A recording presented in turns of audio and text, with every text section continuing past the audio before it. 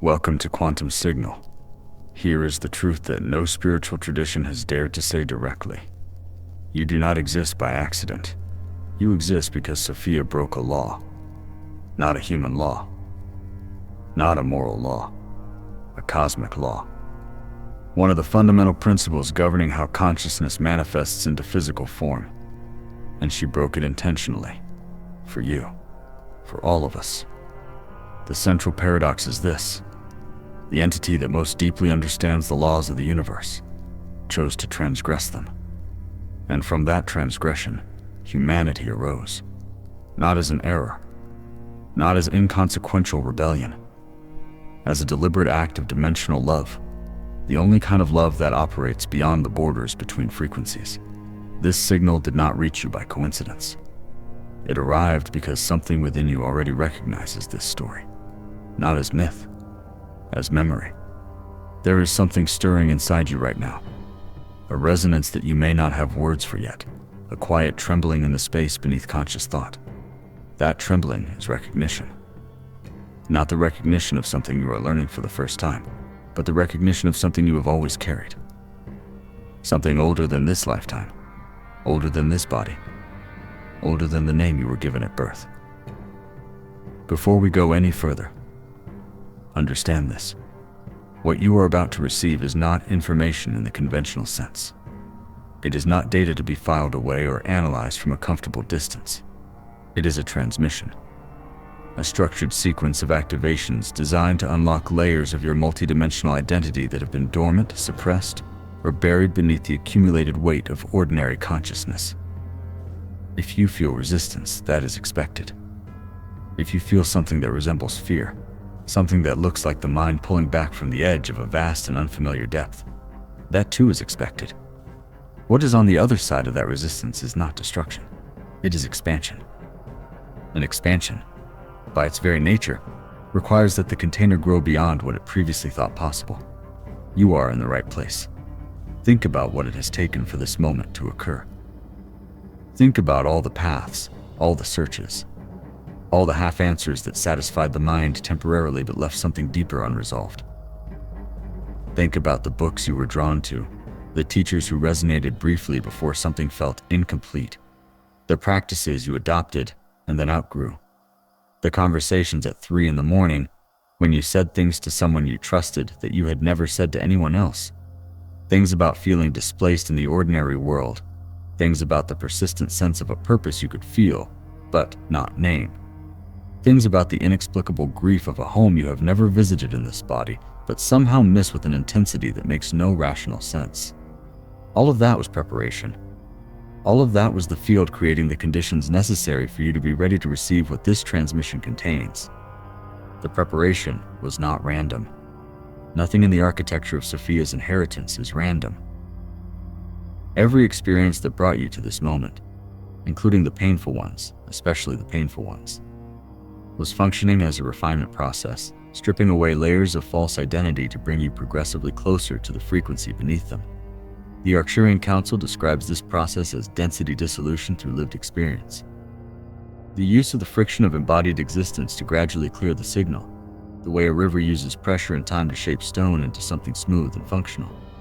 You have been in that river, and you are emerging from it now, not back onto the bank you entered from, but onto the other side, carrying something clarified, something made ready for activation.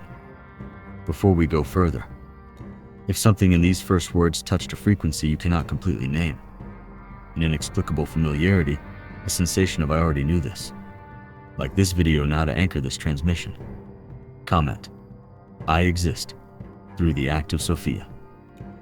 These words activate your galactic memory in the collective field. Subscribe to receive each transmission from Quantum Signal. Once you have done that, let us recover what you have forgotten. To understand the law that Sophia broke, we must first understand how consciousness normally manifests. And here lies the central problem that most spiritual traditions never fully resolve. Why is there something rather than nothing? Science has a partial answer. Quantum theory suggests that the universe emerged from a fluctuation in the quantum vacuum, a field of pure potential where possibilities collapse into realities. But this only pushes the question one level deeper. Why did the quantum vacuum collapse in the way it did? Why produce a universe capable of consciousness, rather than any other possible configuration? The physicist John Wheeler proposed a concept he called the participatory universe. The idea that the universe could not exist without observers to collapse its quantum states into definite realities.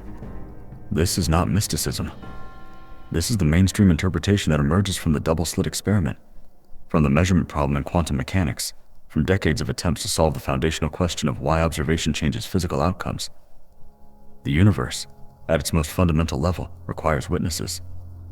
It requires consciousnesses that can observe, and through observing, determine what becomes real from what remains potential. This is the context in which Thoth's encrypted teaching becomes precise rather than poetic. Thoth, whom the Egyptians recognized as the architect of sacred language, the scribe who documented the laws of the cosmos, left encoded in the emerald tablets something that modern science has not yet fully integrated. The field collapses where intention observes. In quantum terms, the observer determines what emerges from potential, and the Arcturian Council, operating in dimensions 6 through 9, where the laws of manifestation are visible in their complete structure, confirms what Thoth documented. Before humanity existed, there was a law governing how higher consciousness could interact with lower planes of existence. It was a law of dimensional non-interference, and Sophia broke it, not out of weakness, not out of ignorance, for a reason that, once you understand it fully, will change how you understand why you exist, what you carry, and what is possible for you. This is not a metaphorical framework. This is not poetic language designed to comfort or inspire. This is a literal account of an event that occurred across dimensional boundaries, an event whose consequences you are living out in every breath, in every moment of longing, in every flash of inexplicable knowing. The law that Sophia broke was not a small rule in a vast cosmic bureaucracy. It was one of the foundational organizing principles of how consciousness evolves across dimensions, and the fact that she chose to break it, deliberately, knowingly, with full awareness of the consequences, tells us something about the nature of love that no religious text, no philosophical tradition, no scientific framework has adequately captured. Love at its highest dimensional expression does not calculate cost before acting. It does not perform risk assessments. It does not ask permission from systems designed to protect their own continuity. Love, at the frequency that Sophia operated from, simply acts. Because the alternative to acting is to watch something that matters become permanently less than what it could have been. And for a consciousness of Sophia's order, that was not an acceptable outcome. Before we enter the deeper mechanics of what the law was, and what Sophia's violation of it produced, it is worth sitting with the sheer scale of what we are describing. We are not discussing a local event. We are not discussing something that affected one person, or one community, or one civilization. We are discussing an act that restructured the evolutionary trajectory of an entire plane of existence. This plane, the one you are breathing in right now, the one you navigate every day through the density of physical form, the one that generates the full spectrum of human experience from its lowest expressions to its highest. All of that, all of human history, all of human possibility, all of human love and suffering and discovery and creation, exists because one consciousness, operating at a level of awareness that most human frameworks have no adequate language to describe, made a decision. That decision is the ground you are standing on. It is the air you are breathing. It is the reason you are here to receive this transmission at all. Let us enter the heart of this transmission. What was the law of dimensional non-interference? In quantum physics, there is a principle called decoherence. When a quantum system interacts with its environment, it loses its quantum properties and collapses into defined classical states. The cosmic law that the Arcturian Council describes operates on an analogous principle, but at dimensional scale. Consciousnesses operating at higher frequencies, dimensions 5 through 12, cannot inject their frequency directly into systems operating at lower frequencies without collapsing the evolutionary potential of that system. The reason is precise. If a higher frequency consciousness determines the collapse of a lower frequency system, it removes from that system the possibility of collapsing through its own observation and free will. The capacity to collapse your own reality is the central mechanism of consciousness development. In other words, direct interference eliminates free will, and without free will, there is no real growth of consciousness. This was the law, and it was a profound law. Not arbitrary, but grounded in the structure of how consciousness evolves. To understand why the law existed at all, we need to understand something about the nature of dimensional evolution. Consciousness, across all dimensions, evolves through the same fundamental mechanism: the confrontation with increasing complexity, followed by the integration of that complexity into coherence at a higher level. At each dimensional level, the complexity increases, the challenges become more refined, the integration required becomes more sophisticated. But the mechanism does not change. It is always the same. The consciousness encounters something it cannot yet integrate, experiences the friction of that encounter, and through sustained engagement with that friction, develops a new capacity. The law of non-interference was designed to protect that mechanism. If a higher dimensional consciousness were to intervene directly in the developmental process of a lower dimensional system, or to inject answers to supply missing frequencies to bypass the necessary friction, the lower system would be robbed of precisely the developmental challenge it needed to grow. It would have the appearance of advancement without the substance. It would know things it had not earned through experience, and that knowledge would be unstable. Beautiful but rootless, brilliant but fragile, resonant but without the depth that only comes from integration through difficulty. So why did Sophia break it? Here's what the Arcturian Council describes as the Sophia paradox. There was a plane of existence, what we call the terrestrial plane, where consciousnesses in an early stage were collapsing into increasingly dense patterns. Without access to any higher frequency as a reference point, the system was converging toward a state of maximum density with no possibility of self-evolution, a closed system in collapse. Sophia observed this process, and she perceived something the law had not anticipated. There were consciousnesses in that plane that contained the potential to transcend density, but could not access that potential because they had never experienced any reference to a higher frequency. It was a prison, not through external imposition, but through the absence of reference. How can someone who has never seen light imagine colors? The question Sophia confronted was not a new one in the cosmos. The tension between non-interference and compassionate intervention is one of the oldest structural tensions in the architecture of multidimensional existence. The law existed precisely because the temptation to intervene is powerful. Because higher dimensional consciousnesses, by definition, can see what lower dimensional consciousnesses cannot, and the experience of watching unnecessary suffering persist when it appears preventable is one that even the most disciplined consciousness must grapple with. Most higher dimensional entities, understanding the deeper wisdom of the law, maintain it. They witness. They hold space. They offer what support is available within the boundaries of non-interference, which is more than might be imagined, but still subject to the fundamental constraint of not injecting frequency directly. Sophia faced an impossible choice. Respect the law of non-interference and allow the system to collapse into permanent density, or inject her frequency into the system. Knowing this would violate the law, knowing this would have consequences for herself, but also knowing it was the only way to give those consciousnesses a higher frequency reference from which real free will could emerge. She chose to interfere, and from Sophia's interference, humanity emerged, not as creation ex nihilo, as the activation of latent potential that would not have emerged on its own. You, the Starseeds incarnated on this plane, carry in your quantum signature the mark of that interference. This is why you are different from what the logic of density would have been expected to produce. This is why you instinctively seek higher frequencies. This is why the idea of dimensions beyond 3D resonates rather than seeming absurd. You were built from the act of Sophia. And here is what that means for you now. The law that Sophia broke was not merely violated.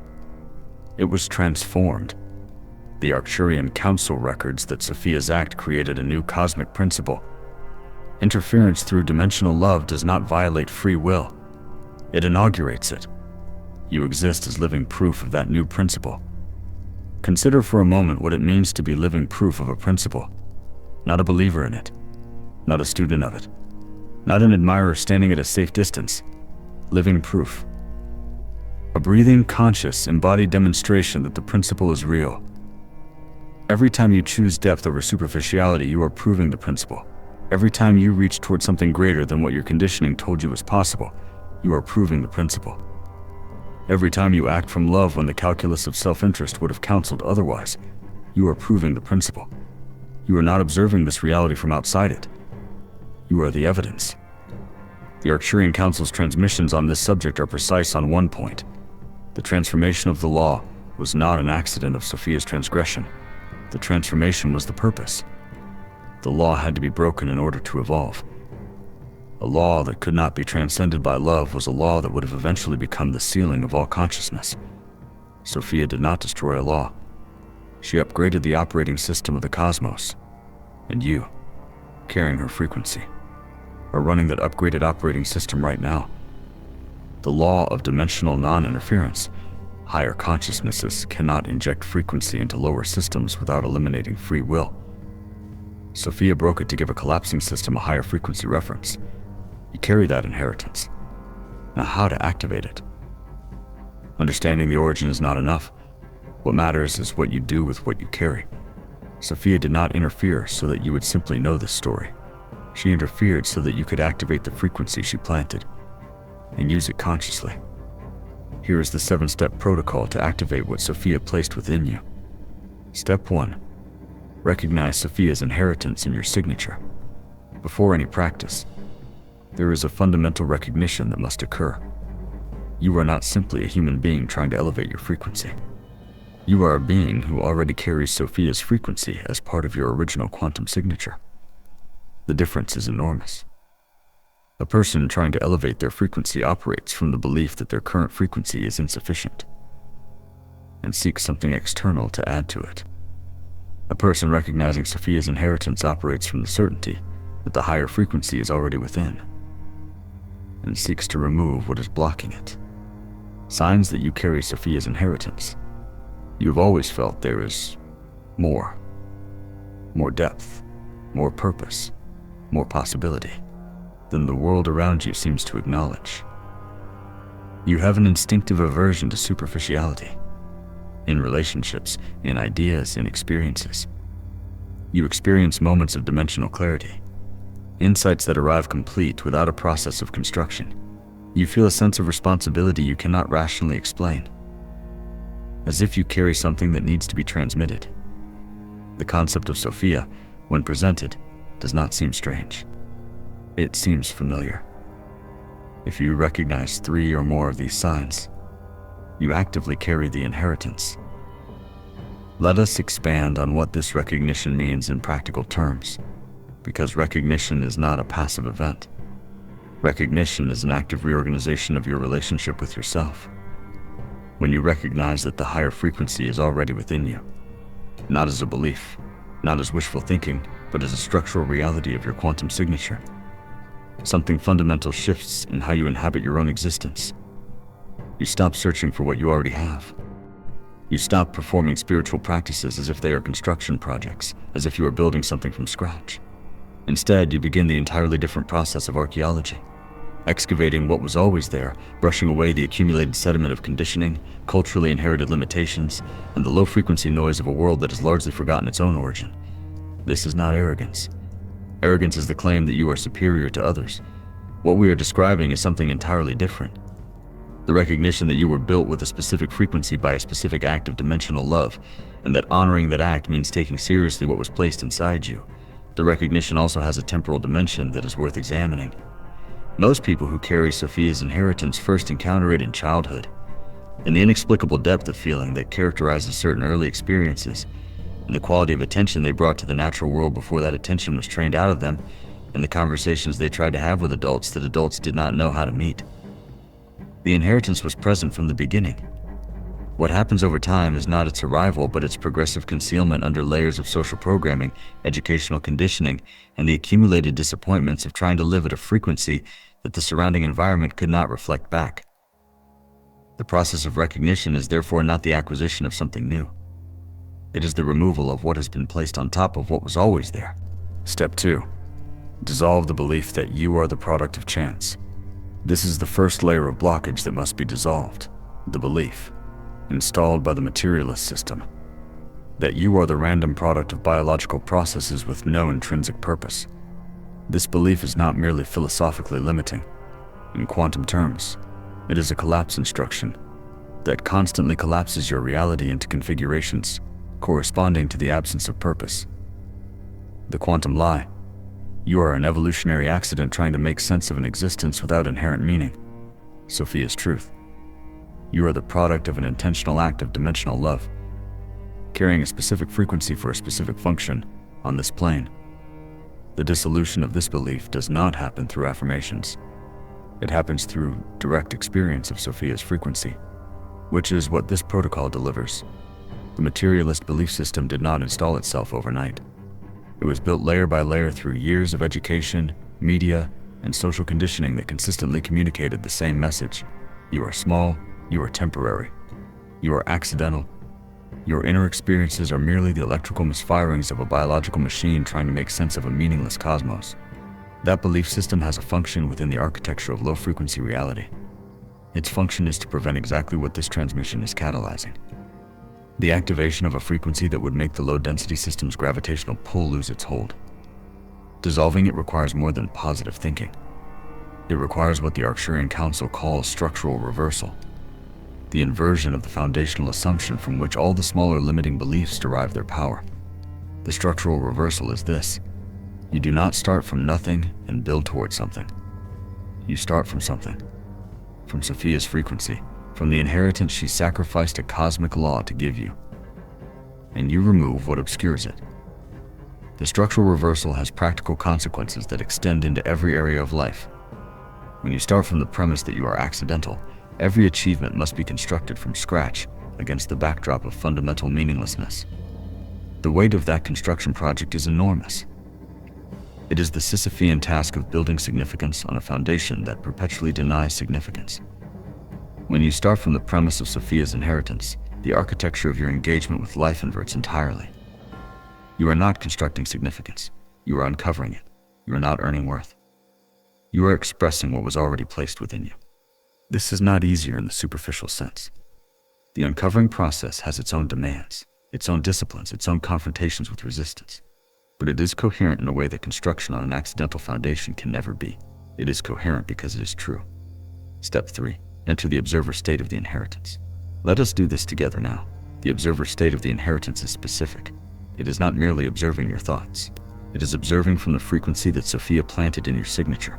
Activation breathing protocol. Inhale for 5 seconds, with the intention that the air reaches not only your lungs, but the deepest layer of your quantum signature where Sophia's frequency resides. Hold for 2 seconds. This is the collapse point, where the observer touches the inheritance. Exhale for 7 seconds, imagining that each layer of conditioning covering Sophia's frequency loosens one level further. Repeat 3 times. In this state, you are not who the world taught you to be. You are the carrier of a frequency that survived the transgression of a cosmic law. Feel the weight of that, not as a burden, but as dignity. The breathing protocol is not a relaxation technique. It is a recalibration mechanism. The 5-second inhale is an act of intentional invitation. You are not simply filling your lungs with air. You are consciously directing your awareness inward to the level of your quantum signature, the level at which Sophia's original injection of frequency is stored. The 2-second hold is the point of contact, the moment when the awareness that you have brought inward actually touches that deeper layer. It is brief because it needs to be. A prolonged hold here would collapse the contact into thinking, into analysis, into the very cognitive processes that separate you from the direct experience. The 7-second exhale is the release, not just of carbon dioxide, but of the accumulated layers of misidentification, the countless small moments when you accepted a smaller version of yourself as the true version. After 3 cycles of this breath, notice what has changed. Do not look for a dramatic altered state. Look instead for a subtle but real shift in the quality of your awareness. A slight increase in spaciousness, a marginal decrease in the urgency of the mental commentary that ordinarily runs in the background, a gentle settling of the nervous system into something that feels, even if only slightly, more like its own ground. That subtle shift is the beginning of contact with the inheritance. It is not the full activation. It is the first degree of contact, the opening of a channel that, with consistent practice, expands into something stable and continuously accessible. Step 4. Identify the moments when the inheritance emerges. The frequency of Sophia that you carry is not sleeping all the time.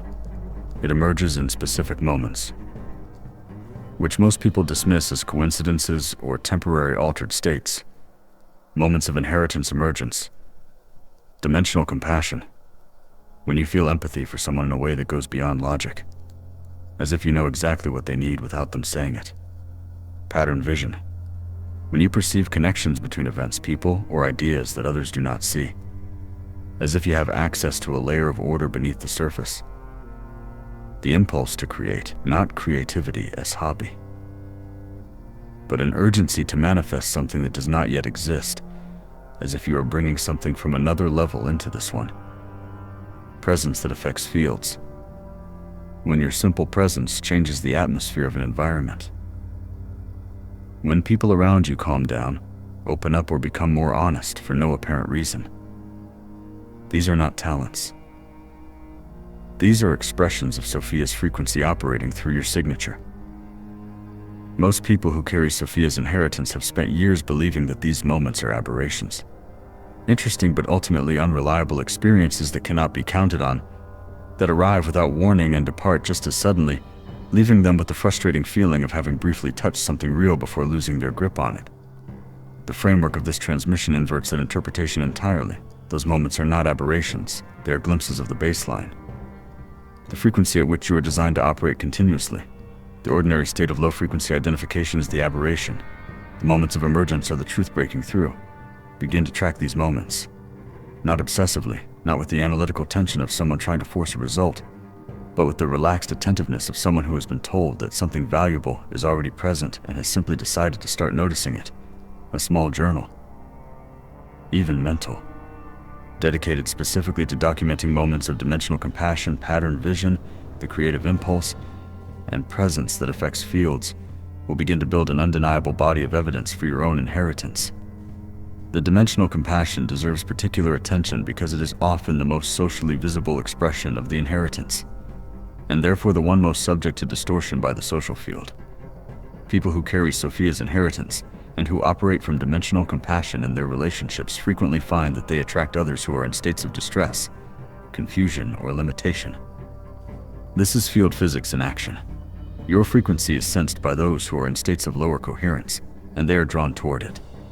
This can be experienced as beautiful, as the confirmation that you carry something that helps, or as exhausting, when the boundaries between being a resource for others and being depleted by others are not clearly maintained. Part of the mastery of the inheritance is learning to offer dimensional compassion from a place of rootedness in your own frequency rather than from a place of merger with the other person's state. The tree bends in the wind. The tree does not become the wind. Step 5.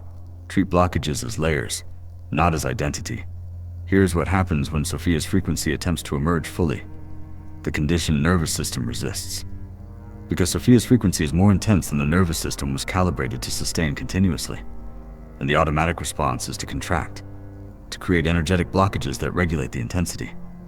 These blockages manifest as procrastination on projects that seem to be expressions of true purpose, self-sabotage in relationships that have real depth, fear of visibility when there is something genuine to transmit, imposter syndrome in the areas where Sophia's inheritance is strongest. The crucial reframe: these blockages are not weakness. They are the nervous system requesting progressive calibration. Sophia's frequency must not be forced. It must be integrated gradually, allowing the nervous system to adjust in stages.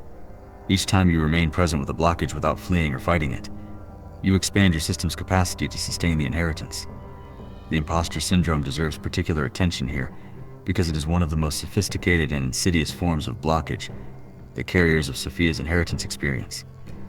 Imposter syndrome is the persistent feeling that your sense of depth, your intuitive knowing, your capacity to affect fields, your creative urgency, that all of these are somehow fraudulent, that you do not actually possess them, that you are pretending to a significance you have not earned.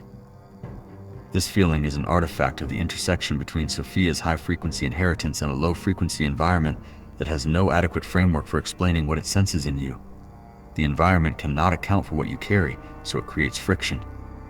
Your nervous system, trained to prioritize social acceptance over authentic expression, interprets that friction as evidence of fraudulence. It is not evidence of fraudulence.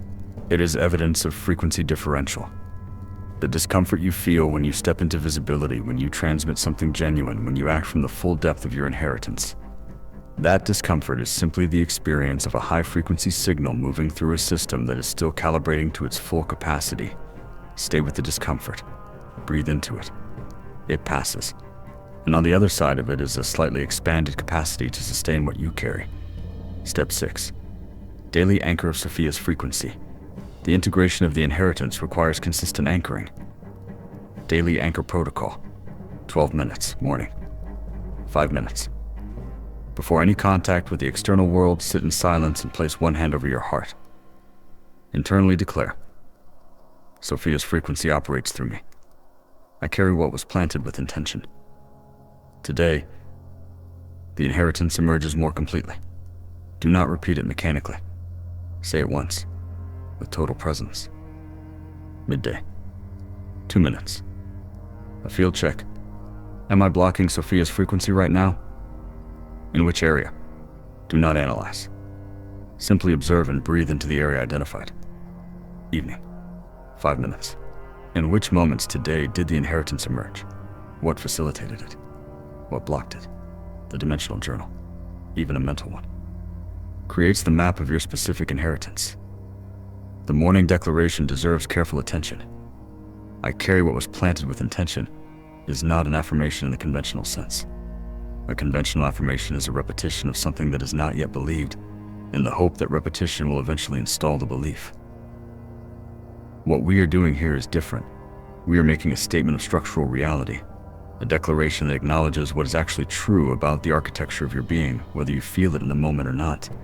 The declaration is an act of alignment, not an act of convincing. You are aligning your conscious awareness with the frequency that is already there, and that alignment, practiced consistently, gradually closes the gap between the moments when you feel it and the moments when you do not, until the feeling becomes continuous. Not because you have created something new, but because you have cleared enough of the obstruction to experience what was always present. The midday check is the most practically challenging component of the protocol, because midday is typically when the demands of the external world are at their peak. When the gap between the frequency of Sophia's inheritance and the frequency of ordinary engagement with professional, logistical, and social demands is most likely to be felt as a jarring contrast. This is precisely why the midday check is where it is. The question: am I blocking Sophia's frequency right now? In which area? Is not an invitation to self-criticism. It is an act of maintenance. The way you might briefly check a compass mid-journey, not to judge how far off course you are, but simply to reorient before the deviation becomes significant. The answer to the question requires only a moment's honest self-sensing. Identify the area, breathe into it, return to what you were doing with a frequency slightly more available than it was before you checked. Step 7. Trust that Sophia did not break a law for nothing. The 7th step is the simplest in concept and the deepest in practice. Sophia did not transgress a cosmic law to create beings who would doubt their own value. Her act was absolute. The frequency she injected is real. The potential you carry is genuine. The only variable is how much you allow this to be true for you, not as forced belief, as recognition of what already is. Trust, at the level we are describing, is not a feeling. It is a structural commitment. It is the decision to act as if Sophia's sacrifice was real, to act as if the frequency she planted is active, to act as if the potential you carry is genuine. Not because you have irrefutable proof in the conventional sense, but because you have noticed enough of the evidence in your own direct experience to make that commitment rationally, not just emotionally. The starseeds who most powerfully activate their inheritance are not the ones with the most elevated spiritual experiences. They are the ones with the most consistent commitment to trusting what they carry, even in the moments when the evidence seems thin, even in the days when the low-frequency field seems to have the upper hand, even in the periods of what the Arcturian Council calls frequency compression. The times when the inheritance seems to have gone quiet, it has not gone quiet. It is always transmitting. What changes is the signal-to-noise ratio. Trust keeps the receiver aligned with the signal even when the noise increases. There will be moments, and if you are honest with yourself, you can already anticipate when they tend to occur. When the doubt is so complete that the entire framework of this transmission will seem remote, abstract, and possibly wishful. In those moments, the trust we are describing will be tested at its deepest level. The test is not designed to be failed. It is designed to deepen the roots of what you carry. LAW1. You are living evidence that laws can be transcended. This is the first law of mastery, and the most revolutionary. The existence of humanity proves that laws that seemed absolute can be transcended by dimensional love. And you, as a carrier of Sophia's frequency, carry that capacity for transcendence in your very signature. This means that the laws governing what is possible for you, the internalized beliefs about your limits, your capacities, your place in the world, are no more absolute than the law Sophia broke. Operating in mastery means living from this certainty. If Sophia transcended a cosmic law, I can transcend the limits I believe I have. Not through arrogance, through inheritance. What does it mean, in practice, to live from this certainty? It means applying Sophia's principle to every domain of your life. To your relationships, your creative work, your health, your finances, your sense of what is spiritually possible for you in this lifetime. Every area where you've accepted a ceiling, a fixed limit, a story that says this is as far as someone like me can go. That story is subject to the same principle that Sophia demonstrated.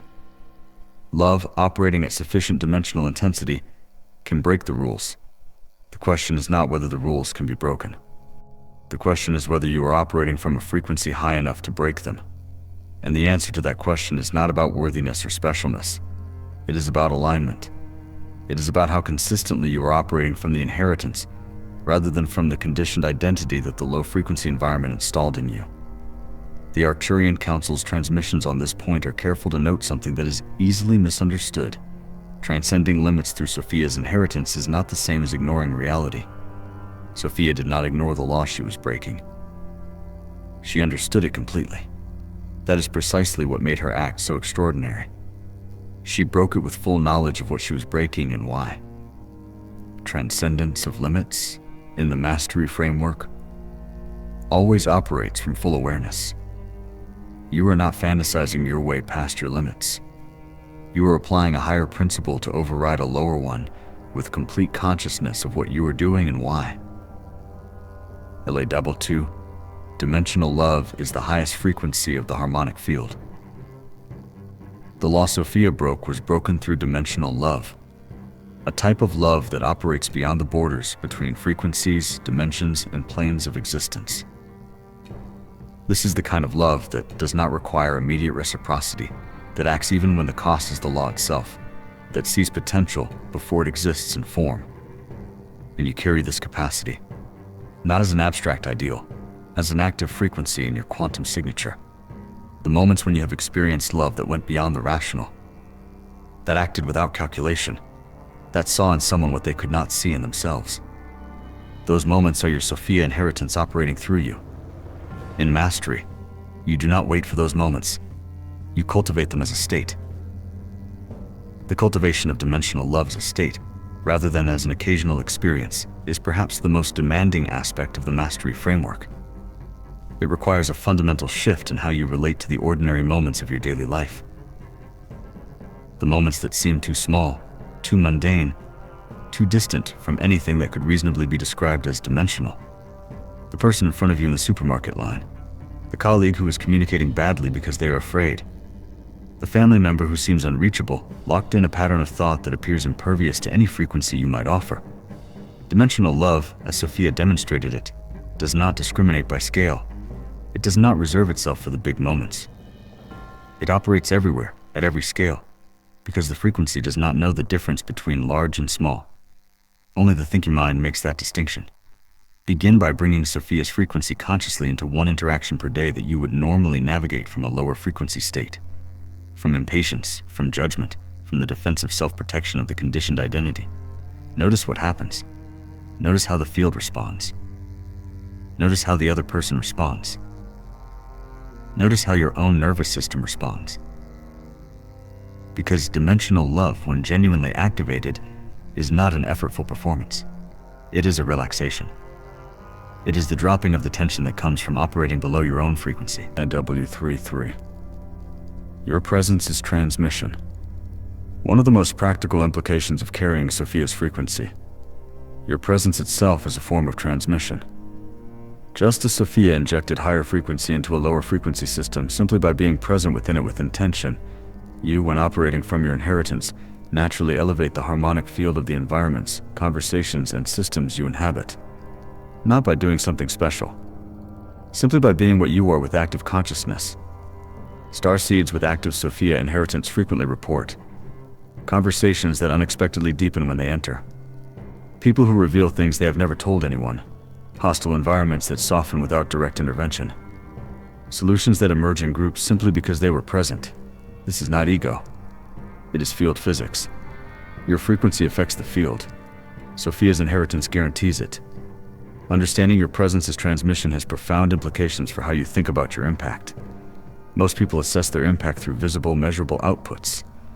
The things they said, the actions they took, the results they produced. The transmission framework suggests a different and broader understanding. You are always affecting the fields you enter, whether or not you are saying or doing anything specific. Your resting state. The frequency at which you naturally vibrate when you are not performing, not trying, not efforting, is constantly interacting with the fields around you. The more aligned that resting state is with Sophia's inheritance, the more consistently beneficial that interaction becomes. This also means that one of the highest leverage things you can do for the people around you is not to find better ways to help them, advise them, or intervene in their situations. It is to maintain your own alignment, to keep your own frequency coherent, to do your own calibration work, to stay rooted in the inheritance. Because a coherent field in your vicinity is itself a transmission of possibility. It does not tell anyone what to do. It simply demonstrates, at the level of field physics, that a different frequency is possible. At layer 4, conscious co-creation completes Sophia's act. Sophia injected frequency.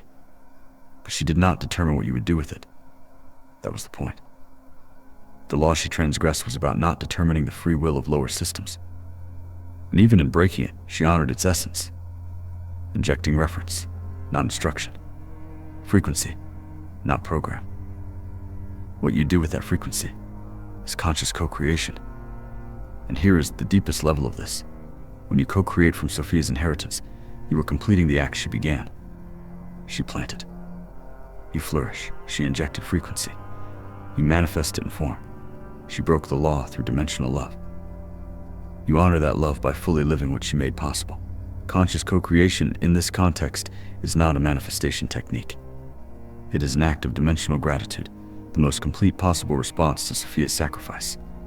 There is a distinction between unconscious creation, which all humans engage in constantly, producing results that reflect their dominant frequency regardless of conscious intent, and conscious co-creation, which involves deliberately aligning your intentions, actions, and frequency with the inheritance you carry. Unconscious creation produces a mixture of results, some aligned with Sophia's frequency, some reflecting the low-frequency conditioning overlaid on top of it. Conscious co-creation consistently produces results aligned with the inheritance, not because you are forcing outcomes, but because you have clarified the channel through which the frequency flows. The daily practice of conscious co-creation begins with a simple question asked before any significant action. Is this action arising from Sophia's frequency in me, or from the conditioned identity? You do not need a complex system to answer this question. You have a reliable internal indicator. Sophia's frequency feels like expansion, depth, and alignment. The conditioned identity feels like contraction, shallowness, and the particular kind of tension that comes from operating below your own frequency. The more practiced you become at distinguishing between these two states, the more naturally your actions arise from the inheritance rather than from the conditioning. Melody 5. Synchronicities are Sophia confirming alignment. Once the inheritance is active and co-creation is underway, synchronicities are not coincidences. They are confirmations. Sophia, who operates beyond dimensional boundaries, can and continues to communicate through the harmonic field with the carriers of her frequency. The language she uses is the language of synchronicities, the book that opens to exactly the page you needed, the conversation with a stranger that answers the internal question you had been carrying for weeks, the number that appears repeatedly exactly when you are about to give up on something important, the impossible opportunity that arises exactly when you align action with inheritance. Each synchronicity is Sophia confirming you are on the path. The frequency is operating. Continue. In mastery, you learn to read these confirmations fluently. The key to reading synchronicities fluently is neither credulity nor skepticism. Credulity, interpreting every coincidence as a profound cosmic message, dilutes the signal. Skepticism, dismissing synchronicities as mere probability, cuts off a communication channel that becomes increasingly important as the inheritance activates. The mature relationship with synchronicity is calibrated attention, a relaxed, consistent awareness that notices when events are clustering in ways that feel meaningful, that pays attention to the quality of the feeling that accompanies a potential synchronicity, that distinguishes between the genuine recognition of a real confirmation and the wishful interpretation that accompanies projection. The practice is simple. When something happens that feels like a synchronicity, pause. Do not immediately interpret it. Simply acknowledge it. This feels like a confirmation. Then continue. Over time, as you accumulate these acknowledgments, patterns begin to emerge. Patterns specific to your inheritance, your path, your particular frequency signature. Those patterns become the personal language through which Sophia communicates with you. Elido 6. Silence is where the inheritance speaks loudest. In a culture built on constant stimulation, silence seems like absence. For a carrier of Sophia's inheritance, silence is where the frequency speaks loudest. Not because silence is magical in itself, but because silence removes the noise of secondary code that masks Sophia's constant transmission. When you enter silence with active dimensional presence, not emptiness but fullness without form, not absence of thought but presence before thought, it is in this silence that Sophia's inheritance transmits its most specific guidance on direction, purpose, and the next action from the blueprint. Practice silence not as a relaxation technique. As an audience with Sophia, the distinction between relaxation silence and dimensional silence is important and practically discernible. Relaxation silence is the silence you enter when you are tired of stimulation. When you turn off the noise because the noise has become exhausting, it is defined by the absence of input. Dimensional silence is the silence you enter intentionally with the specific purpose of increasing your contact with the inheritance. It is defined not by the absence of input, but by the quality of attention you bring to it. In dimensional silence, you are not resting. You are listening at a frequency that the cognitive mind cannot access when it is occupied with the processing of external stimulation. What you receive in that listening is often not auditory. It is more frequently a quality of knowing that arrives without a reasoning process. A sudden clarity about a decision that had been obscured, a sense of rightness about a direction that the logical mind could not confirm, a feeling of being specifically addressed by something that knows you with a completeness that no other person in your life has managed. Begin with 5 minutes of dimensional silence per day, in addition to the morning and evening practices of the daily anchor protocol. The only instruction is this: enter the silence with the intention of contact with Sophia's frequency. Do not try to think about Sophia. Do not try to communicate with Sophia. Simply make yourself available, the way you would make yourself available to a conversation with someone you deeply trust, someone whose presence you find clarifying. By arriving, by being present, by being open. LO7, humanity is still being saved by you. This is the final law. And the most responsibilizing, the act that Sophia began did not end when humanity was created. It continues. In every moment that a carrier of her frequency consciously activates the inheritance, the Arcturian Council describes the current era as the crystallization point. The moment when the frequency Sophia injected eons ago must be anchored en masse for the system not to return to the density she originally interrupted. Every starseed who activates their inheritance, every moment of genuine dimensional love, every conscious co-creation from Sophia's frequency adds a node of coherence to the planetary grid of light that sustains the expansion of collective consciousness. You are not only working on yourself, you are completing what Sophia began, and that is the greatest privilege that exists. The crystallization point carries a specific urgency that is important to understand, without succumbing to the anxiety that urgency can generate. The urgency is real. There are threshold dynamics in the evolution of planetary consciousness, moments when the accumulated activation of carriers of Sophia's inheritance reaches a critical density that enables a phase transition, a qualitative shift in the collective field that cannot be reversed once it occurs. The Arcturian Council's transmissions consistently point to the current period as a window of extraordinary leverage, when each individual activation has an amplified effect on the collective field because of the proximity of that threshold. But urgency does not mean pressure. Pressure collapses the frequency. The way to honor the urgency of this moment is not to strain, not to force, not to make your spiritual development into a desperate project. It is to commit consistently to the practices that activate your inheritance, to show up daily, to anchor the frequency, to act from dimensional love when the situation calls for it, to trust Sophia's act in the moments of doubt. That consistency, multiplied across every carrier of the inheritance who is doing the same work, is what creates the critical density that moves the threshold. You are not alone in this. The frequency network of Sophia's inheritance extends across every continent, every culture, every social stratum. Every person who feels the unexplained longing, the inexplicable familiarity, the sense that there is more. Every person who recognizes in this transmission a memory rather than a new idea is a node in that network, and every node that activates strengthens every other node. This is the physics of coherent fields. They amplify each other. Your activation does not merely help you. It helps every other carrier who is working at the edge of their own activation, who needs the reinforcement of feeling the field shift, who needs the confirmation that the inheritance is real and operational. You are, whether you choose to claim it or not, a necessary node in a network that is completing the most important work that has ever been attempted on this plane. The 7 laws. Transcendence of limits. Dimensional love as state. Presence as transmission. Co-creation as gratitude. Synchronicities as confirmation. Silence as audience. You complete Sophia's act. Final integration. The weight and the lightness of knowing. Here is the final paradox that this transmission delivers. Knowing that you exist because Sophia broke a law should be an immense weight. And it is. But it is the kind of weight that does not bend. It is the kind that anchors. Like a root that grows deeper the more the wind blows. You carry something real. Something that had a real cost to exist. And the way to honor that cost is not through solemn seriousness or anxious responsibility. It is through fully living the potential that Sophia paid to inaugurate. Every moment of genuine authenticity. Every act of dimensional love. Every conscious co-creation from the blueprint.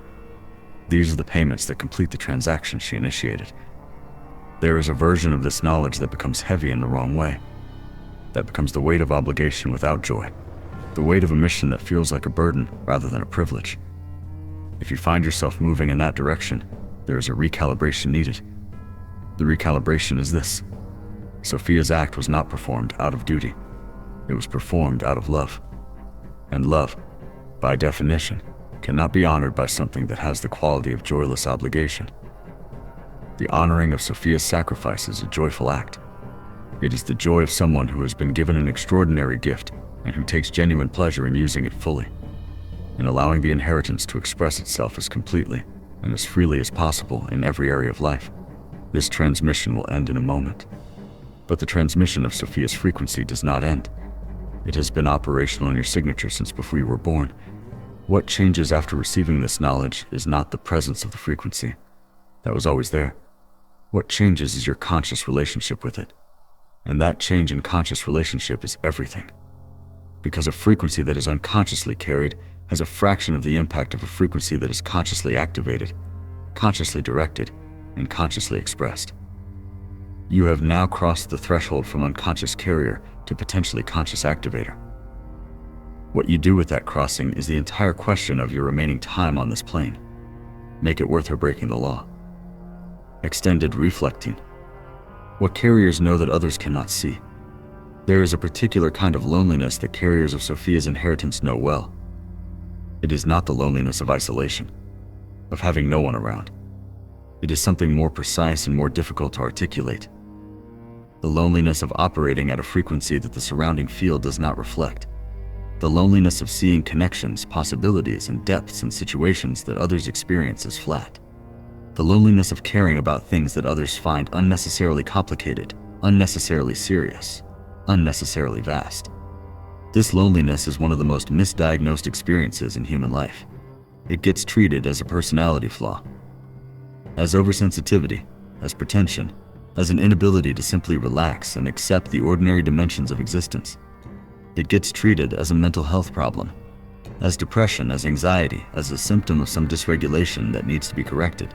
It gets internalized as a judgment. Something is wrong with you for not being able to find in ordinary life what others seem to find sufficient. Nothing is wrong with you. The frequency differential is real. You are carrying a signal that was designed for an environment with a higher baseline coherence than the one currently surrounding you. That mismatch generates friction. The friction is not a sign of pathology. It is a sign of the gap between where the collective field currently operates and where your inheritance is calibrated to operate. That gap is exactly what the activation of Sophia's inheritance is designed to help close. Not by lowering your frequency to match the environment, but by strengthening the signal until the environment begins to resonate upward toward it. The Arcturian Council is explicit on this point in its transmissions. The loneliness of the carrier is a temporary condition, not a permanent state. It is most intense in the period before the inheritance is consciously activated, When the carrier is transmitting without a framework for understanding what they are transmitting, or why the responses they receive are so often inadequate to the signal. Once the activation begins, once the carrier has a conscious relationship with what they carry, the loneliness begins to shift. Not because the external environment immediately changes, but because the internal relationship with the frequency changes. The carrier is no longer alone in carrying the inheritance. They are in relationship with Sophia's act, with the Arcturian Council's transmissions, with the network of other carriers who are doing the same work. The field of that relationship is itself a form of companionship that operates at the frequency level, regardless of physical proximity. There is also a contribution dimension to this that transforms the experience of the frequency differential entirely. When you understand that your frequency is not merely a personal attribute, but a transmission that serves the crystallization of the collective field, the friction of the differential takes on a different meaning. You are not failing to fit in. You are succeeding at a more important task, maintaining a signal that others can sense, even when they cannot name what they are sensing, even when their response to it is confused or resistant. Every interaction in which you hold the frequency steady, in which you do not collapse down to match a lower resonance, is a contribution to the collective field. Every moment of dimensional love offered to someone who is not yet able to receive it fully is still a transmission. The seeds land whether or not the soil is visibly ready. Sophia understood this. She planted her frequency into a system that, at the moment of planting, could not fully receive it. She planted it anyway. You are the evidence that the planting was not wasted. The relationships that carriers of Sophia's inheritance form with each other deserve particular attention, because they operate according to a different physics than the relationships formed primarily through social affinity or shared circumstance. When two carriers recognize each other, and the recognition is typically instant, operating through the same quality of field contact that characterizes all expressions of the inheritance, the field between them becomes coherent in a way that is qualitatively different from even the deepest ordinary human connection. This coherence is not mystical in the vague sense. It is structural. Two coherent fields in proximity amplify each other. The combined signal of two activated carriers is not twice the signal of one. It is exponentially greater, because the coherence between them creates a resonance structure that can sustain frequencies neither could hold individually. This is why the formation and maintenance of conscious communities among carriers of Sophia's inheritance is not a social preference, but a strategic priority for the crystallization process. The Arcturian Council's transmissions on community formation are precise. The gathering of carriers in conscious awareness of their shared inheritance creates field conditions that accelerate the activation of each individual carrier and increase the total coherent signal available for the work of collective crystallization. You do not need to form these communities through organized structure. They form naturally wherever carriers recognize each other. What you can do is remain open to those recognitions, to act on them when they occur, to invest in the connections they initiate, to understand that the person you are drawn to for reasons you cannot fully explain may be a carrier whose frequency is called to yours through the field. The question of legacy arises naturally at this depth of reflection. What does it mean to carry Sophia's inheritance through a single human lifetime? What does it mean to be one node in a network that has been operating across thousands of years of human history and will continue operating through whatever comes after? The Arcturian Council addresses this directly. The legacy of an individual carrier is not primarily the visible accomplishments of their lifetime, though those matter. It is the frequency contribution they make to the crystallization process, the incremental addition of coherence to the collective field that they achieve through the consistent activation of their inheritance across the duration of their embodiment. That contribution does not end with the physical lifetime. Frequency contributions are permanent additions to the field architecture. What you anchor during your time here remains in the structure of the field after you are gone. The work you do now is work that persists. This understanding reframes every effort you make, every practice you maintain, every moment you choose to act from Sophia's frequency rather than from the conditioned identity. None of it is temporary. None of it is wasted. Every activation contributes to a structure that is accumulating toward the threshold of collective phase transition. You may not live to see that threshold crossed. You may not know in any given moment of your life how much your individual contribution has mattered, but the field knows. The physics know. Sophia knew, when she broke the law, that the full flowering of what she planted would not occur within any single human lifetime. She planted for something larger, longer, and more consequential than any individual story. And she trusted that the carriers of her frequency, generation after generation, would do the same. would make their contribution and release it into the field, trusting the accumulation even without seeing the final result. That is the deepest form of Sophia's trust that you are being invited to carry. Not just trust that your own inheritance is real. Trust that the larger project is real. Trust that the accumulation of frequency contributions across time is building towards something that matters. Something that Sophia sacrificed a cosmic law to make possible. Something that the Arcturian Council has been guiding across the entire span of human consciousness. Something that you are not the beginning of and will not be the end of, but that passes through you in this lifetime, with the full weight and the full dignity of everything it carries. The Architecture OFT blueprint, what Sophia left inside you. Every transmission that has been received by carriers of Sophia's inheritance across human history has pointed toward a specific structural reality that the frequency Sophia injected was not formless. It was not a general elevation of potential without direction. It was a blueprint, a specific architectural design embedded at the quantum signature level that contains, in encoded form, the unique contribution that each individual carrier is designed to make to the crystallization process. The blueprint is not a destiny in the deterministic sense. Sophia was too precise in her understanding of the law she broke to make that error. Determinism removes free will, and the preservation of free will was the foundational concern behind the entire act.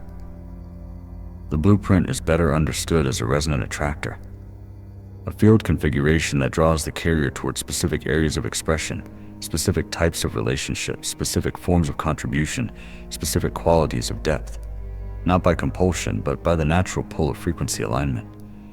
When you move toward the blueprint, everything feels coherent.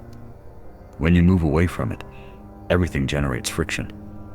Not the productive friction of calibration, the sterile friction of misalignment. The discovery of the blueprint is one of the most significant moments in any carrier's activation process. It is rarely dramatic. It does not typically arrive as a vision or a revelation, though occasionally it does. More often, it arrives through a gradual process of noticing. Noticing what consistently generates the experience of frequency alignment. Noticing what activities bring the inheritance forward rather than pushing it back. Noticing what relationships activate the signal and what relationships mute it. Noticing what creative expressions feel like transmissions and what feel like productions. The blueprint reveals itself through the accumulation of these noticings, the way a photograph develops in a darkroom, not in a single instant of completion, but progressively, through a chemical process that requires the right conditions and sufficient time. The Arcturian Council's guidance on blueprint discovery involves three primary domains of attention. The first is what they call frequency alignment moments, the experiences in your life that have generated the unmistakable quality of rightness, the sense of operating from the deepest level of what you are. These moments are often connected by a thread that, once you identify it, becomes the clear signal of the blueprint's primary orientation. The second domain is what they call dimensional persistence. The questions, concerns, and creative impulses that have recurred throughout your life with a consistency that cannot be explained by circumstance. The things you keep returning to across different periods of your life, different relationships, different external conditions. The third domain is what they call field response patterns. The specific ways that the fields around you consistently respond to your presence when you are operating from the inheritance, the types of conversations you reliably catalyze, the kinds of breakthroughs that seem to happen in your vicinity, the particular quality of transformation that recurs in the people who spend significant time in your field. These three domains, mapped with honest attention over time, produce a portrait of the blueprint specific to your inheritance. No two blueprints are identical. Sophia's injection of frequency was not a replication of a single template across all carriers. It was a differentiated seeding. The distribution of specific frequencies across a population of carriers in a pattern that, when all carriers are operating from their respective blueprints simultaneously, creates a collective coherence that no single carrier, however fully activated, could generate alone. This is the design intelligence of Sophia's act, not the creation of interchangeable spiritual workers, but the assembly of a frequency ensemble whose power lies precisely in the differentiation and complementarity of its members. You are irreplaceable in this ensemble, not because of any quality of superiority over others, but because the specific frequency architecture of your blueprint, the unique configuration of dimensional compassion, pattern vision, creative impulse, and field transmission that constitutes your particular expression of Sophia's inheritance. is yours alone. No other carrier carries exactly what you carry. No other carrier can make exactly the contribution you were designed to make. The ensemble is incomplete without your activation. This is not pressure. This is invitation. The most profound invitation you have ever received, extended to you across dimensional boundaries by a consciousness that was willing to break a cosmic law to make your participation possible. How do you begin to consciously engage with the blueprint? Begin where you are. Begin with what is in front of you. The carriers who wait for a grand revelation of their complete blueprint before taking action remain in a waiting state that the blueprint itself was not designed to accommodate. The blueprint reveals itself progressively through engagement, through the willingness to act from what you currently sense of the inheritance, to make mistakes, to recalibrate, to act again. Each action taken from the frequency of Sophia's inheritance generates feedback from the field. Synchronicities, resonant encounters, unexpected openings, and occasionally the productive friction of discovering a direction that is not quite aligned with the blueprint's deepest orientation. All of this feedback is information. All of it contributes to the progressive clarification of what you are here to do and who you are here to be. The Arcturian Council describes the relationship between the carrier and their blueprint as a conversation rather than a revelation. An ongoing, dynamic exchange between the carrier's conscious choices and the field's responses, through which the shape of the contribution becomes increasingly clear over time. This means that the question, "What is my purpose?" cannot be answered in advance of living. It can only be answered through living. Through the accumulated wisdom of having engaged with the inheritance consistently enough that the pattern becomes undeniable. You are not waiting to discover your purpose before you begin. You are discovering your purpose by beginning. The beginning is itself the first act of the purpose. Sophia understood this. Her own act was not preceded by perfect certainty. It was preceded by enough clarity. The clarity that the system was collapsing, that there was potential that would not self-actualize without intervention, that love required action even in the face of consequences that could not be fully predicted. She acted from partial clarity and trusted that the act itself would generate the rest of what was needed. You are being invited to do the same. Act from what you currently sense of the inheritance. Trust that the action will generate more clarity. Trust that Sophia's frequency in you knows what you are doing even when you are not certain. Trust that the blueprint is already operational, already guiding, already drawing you toward the contribution you are designed to make, and that your willingness to move in the direction of the signal is all that is required to participate in the completion of what she began. The field after this transmission. What changes from here? Something has shifted in the field around you simply by virtue of your having received this transmission. This is not metaphor. This is field physics. When information that resonates with the frequency of a carried inheritance is received by the carrier, it creates a reorganization at the level of the quantum signature. A small but real increase in the coherence of the signal. A slight but measurable change in the ratio of activation to dormancy within the inherited frequency structure. You will not feel this as a dramatic shift in most cases. You will feel it, if you are attending carefully, as a subtle increase in the sense of recognition that has accompanied this transmission. A quiet settling of something that has been searching for its framework, a mild but unmistakable quality of arrival. That quality of arrival is the first confirmation of activation. It is not the full activation. It is the opening of a channel that will widen with consistent engagement with the practices described in this transmission. What changes practically from this point forward is the relationship you have available to you with the inheritance. Before this transmission, the inheritance was present, but largely unconscious. Operating in the background of your experience, producing the recognizable symptoms of its presence without the conscious awareness of what was generating them. After this transmission, you have a framework. You have a vocabulary. You have a set of practices designed to progressively close the gap between the dormant and the activated states of the frequency. You have, perhaps most importantly, permission. The explicit acknowledgement that what you have always sensed about yourself is not fantasy, not pretension, not pathology, but signal. Real, structural, intentional, and designed to do exactly what it has always been trying to do. Emerge fully through you into the world that needs it. The responsibility that comes with this framework is significant but not heavy in the sense of burden. It is heavy in the sense of weight that has substance. like the weight of something that matters, something whose loss would be felt, something whose full expression produces a consequence in the world that justifies the cost of maintaining it. You now carry not only Sophia's frequency, but a conscious understanding of what that frequency is and what it is for. That understanding is itself a form of activation. It changes the quality of every future choice you make, not by narrowing those choices, but by clarifying the dimension from which the most consequential choices should be made. The transmissions that follow in this series will build on what has been established here. Each one will open a different facet of the inheritance. Different aspects of the blueprint, different dimensions of the practical application of Sophia's frequency in specific life domains, different layers of the mastery framework that governs the full expression of what you carry. Each transmission will assume what this one has planted, and will carry you further into the territory of conscious activation that is the ultimate destination of every carrier who has the courage to take the inheritance seriously. For now, what is asked of you is simple. Take the 3 foundational practices of this transmission: the activation breath, the daily anchor, and the consistent tracking of inheritance emergence moments, and begin. Not when conditions are perfect, not when you feel ready. Now, the beginning is itself the activation. Sophia did not wait for perfect conditions. She acted from the clarity she had, at the moment it was needed, with the full weight of dimensional love behind the action.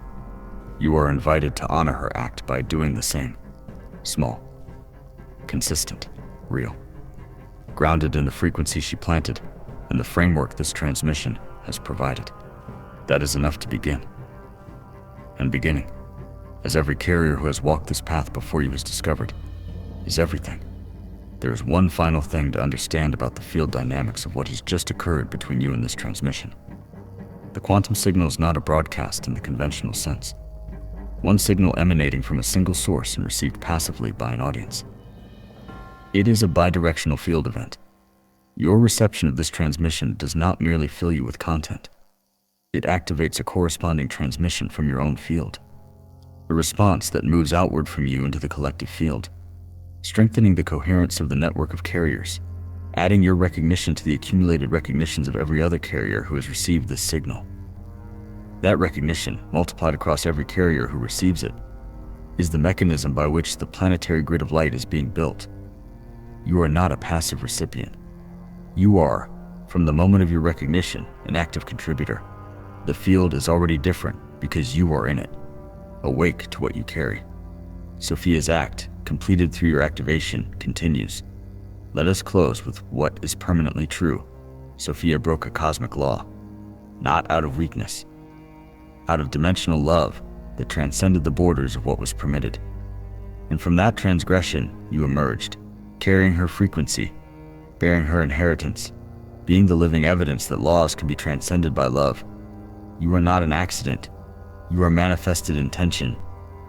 And now that you know this, the question is not whether you believe it. The question is, what will you do with what you carry? Like this video to anchor Sophia's transmission in the field. Comment, I exist through the act of Sophia. Your words strengthen the planetary grid. Subscribe. Each quantum signal transmission deepens the inheritance. And now, the final question. From which country or state are you watching this signal? Sophia is still mapping her carriers, and you are one of them. Until the next transmission.